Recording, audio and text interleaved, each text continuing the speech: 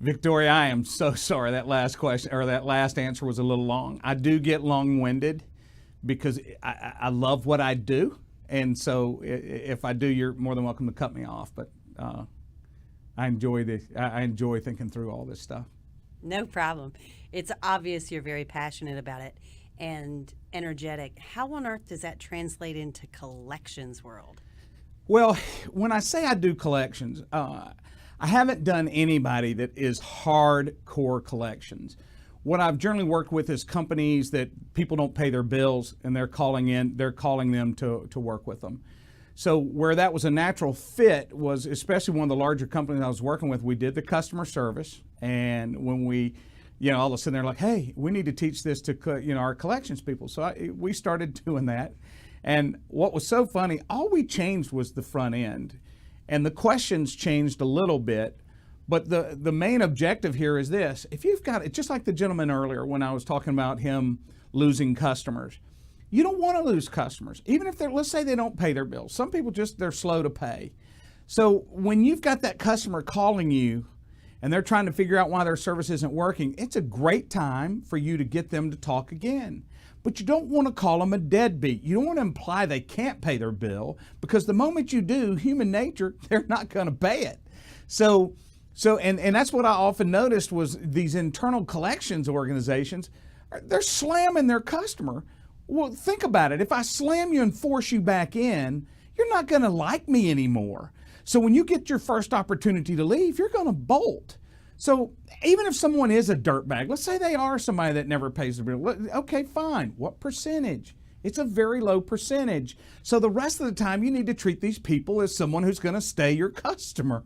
So when we started doing that, I have to tell you, there was 3 things that happened. Number one, customer service started collecting more money. And I have a recording where I was out in California doing this training with an organization out there, and the customer owed over $300, and she was mad because, well, the company that I was out there with had introduced some new features that it didn't work from a billing perspective on their account.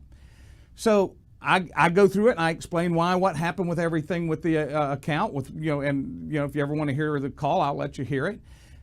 At the same time, I still had to collect this money, or we were going to turn this lady off in about 3 days. Even though it wasn't her mistake, it didn't matter until it goes through the process and the credit gets there.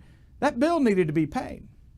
So I took that customer and I went through and I explained what happened. Hey, we made a mistake. It's there, because I, put it on hold, asked the rep, is that true? And everything the lady said, it was true. So they have to go back and do the rebill. But she owed $325.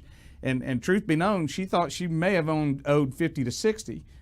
But again, the system's got to know what the system's got to know. So once I was through with that call, I said, okay, ma'am, anything else? And she said, absolutely nothing. And sorry about the ma'am, but I'm a Southern boy. That's how we talk to people. I tell you to avoid it, but that's another training.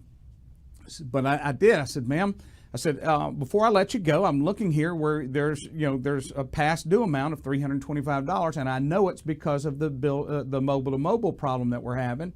At the same time, if we don't get that paid, they're going to turn it off. We need to get it paid today, and then you'll receive a credit that will take care of some future bills.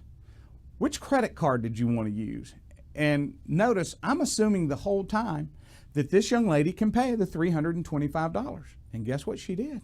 She paid the $325. Now, all of a sudden, it startled her once we started taking the payment, because she could tell I wasn't the original voice on the phone. But once she realized it, she said, hey, no problem. I'll pay it and I'll get my money back, a credit in 5 or 6 days. Absolutely. And that was it. And did she get her credit? Yeah, I followed up. She got it. But from a collection standpoint, I don't like hardcore collections because it's real tough. We've done debt consolidation. We've done different things to help people get out of debt. But hardcore collections is not really in my wheelhouse. I can't say I couldn't do it. I just prefer not to.